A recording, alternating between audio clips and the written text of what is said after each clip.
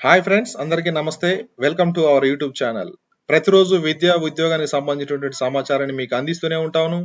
వీడియోనైతే ఎక్కడ స్క్రిప్ట్ చేయకుండా చివరి వరకు చూడండి ఫ్రెండ్స్. గ్రూప్ 1 ఫలితాల వెల్లడికి సుప్రీంకోర్టు అయితే గ్రీన్ సిగ్నల్ ఇచ్చింది. గ్రూప్ 1 పై దాఖలైనటువంటి 2 పిటిషన్లు సుప్రీంకోర్టు కొట్టివేసింది. టీజీఎస్పీలో త్వరలో గ్రూప్ 1 ఫలితాలు విడుదల కానున్నాయి. తెలంగాణ రాష్ట్రం ఏర్పడినటువంటి 11 సంవత్సరాల తర్వాత మొట్టమొదటి గ్రూప్ 1 నియామకాలు ఇవి. మొత్తంగా 563 పోస్టులకు గాను 31,403 మంది మెయిన్స్ కి అయితే అర్హత సాధించారు.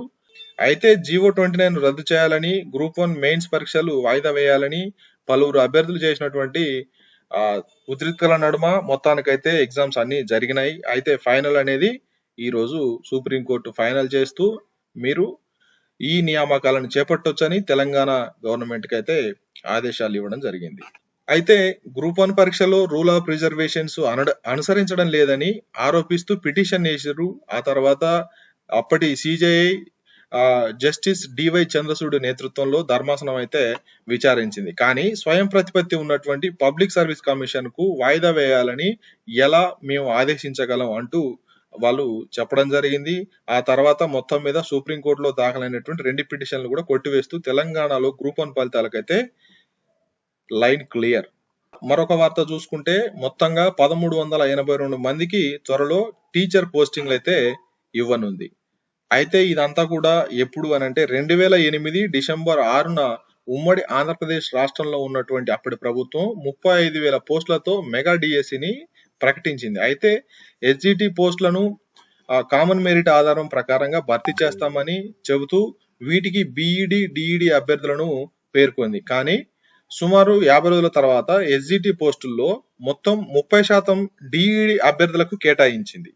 అలా కేటాయించడం, జీవో 29 తీసుకురావడం, తమకంటే తక్కువ అర్హత కలిగినటువంటి డిఎడ్ అభ్యర్థులకు 30% ఎట్లా పోస్టులు కేటాయిస్తారంటూ ఎస్జిటి పోస్టులకు రిజర్వ్ చేయడాన్ని ఇందుకు సంబంధించినటువంటి తమకు వ్యతిరేకమని ట్రిబ్యునల్ కు వెళ్ళింది. మొత్తానికైతే 70 మంది బిఎడ్ అభ్యర్థులు హైకోర్టును ఆశ్రయించారు. 2009లో దాఖలైనటువంటి ఈ కేసు సుప్రీంకోర్టు వరకు వెళ్లి మళ్ళీ హైకోర్టుకు తిరిగి వచ్చింది.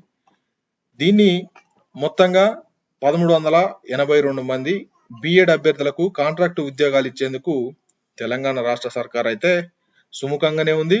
ఆమోదం కూడా తెలపడం జరిగింది. ఈ నెల 10లోగా పోస్టింగ్లు అయితే ఇస్తారు. గ్రూప్ డి రైల్వే ఉద్యోగాలు అనేది భారీ నోటిఫికేషన్ వచ్చింది. నేటి నుంచి రైల్వే ఉద్యోగాలకు సంబంధించినటువంటి ఇన్ఫర్మేషన్ టీశాట్ లో ప్రసారాలు అవుతాయి. ఎవరైతే గ్రూప్ డి ఉద్యోగాలు సాధించాలని అనుకుంటున్నారో మీరు నియామకాలకు సంబంధించినటువంటి ఎగ్జామ్స్ ఏ విధంగా ఉంటాయి, దాని ఎలా రాయాలి, ఉద్యోగం ఎలా సాధించాలనే దానిపై ప్రత్యక్ష ప్రసారాలు కూడా జరుగుతున్నాయి. Railway recruitment board group D పరీక్షలో భాగంగా టెక్నికల్ పోస్టుల భర్తీ కోసం మొత్తంగా 32,438 ఉద్యోగాలకు సంబంధించి అయితే నోటిఫికేషన్ వచ్చింది. అయితే Secunderabad south central railway zone లో 3,992 ఉద్యోగాలు అయితే భర్తీ జరగనున్నాయి. ఎగ్జామ్స్ కు సంబంధించి చూసుకుంటే general science, maths, general intelligence and reasoning, awareness and current affairs కు సంబంధించిన సబ్జెక్టులపై సుమారు 200 ఎపిసోడ్లు అయితే టీశాట్ అనేది ప్రసారం చేస్తుంది. ఈ ఛానల్లో సాయంత్రం 5 నుంచి 7 గంటల వరకు, అలాగే ఉదయం 6 నుంచి 8 గంటల వరకు అయితే ఎపిసోడ్లు ప్రసారం అవుతాయి. దీని ద్వారా కూడా మీరు మరింత ఇన్ఫర్మేషన్ తీసుకొని ఉద్యోగం సాధించడానికి అవకాశం ఉంటుంది. మరొక వార్త చూసుకుంటే ఇంజనీరింగ్, ఫార్మా, అగ్రికల్చర్ విభాగాల్లో ప్రవేశాల కోసం నిర్వహించేటువంటి టీజీ ఎప్సెట్, ఈ ఎపిసెట్ తో సహా TG ICET, TG PGECET schedule ఖరారైంది.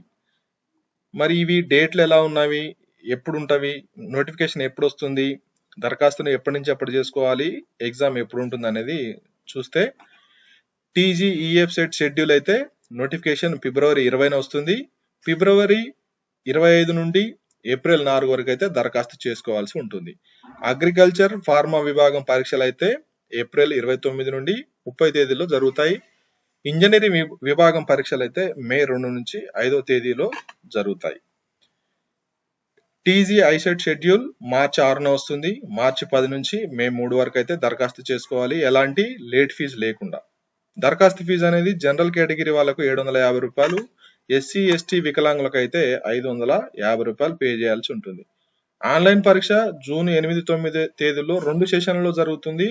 మొదటి సెషన్ అయితే ఉదయం 10 గంటల నుంచి 12:30 గంటలకు, రెండో సెషన్ అయితే మధ్యాహ్నం 2:30 గంటల నుండి 5 గంటల వరకు అయితే రెండో సెషన్ జరుగుతుంది. పీజీ ఈసెట్ షెడ్యూల్ అయితే మార్చి 12న వస్తుంది. ఆన్లైన్లో దరఖాస్తులు మార్చి 17 నుంచి 19 వరకు లేట్ ఫీజు లేకుండా చేసుకోవాల్సి ఉంటుంది. జూన్ 16 నుంచి 19 వరకు అయితే ఎగ్జామ్స్ అనేది జరుగుతాయి.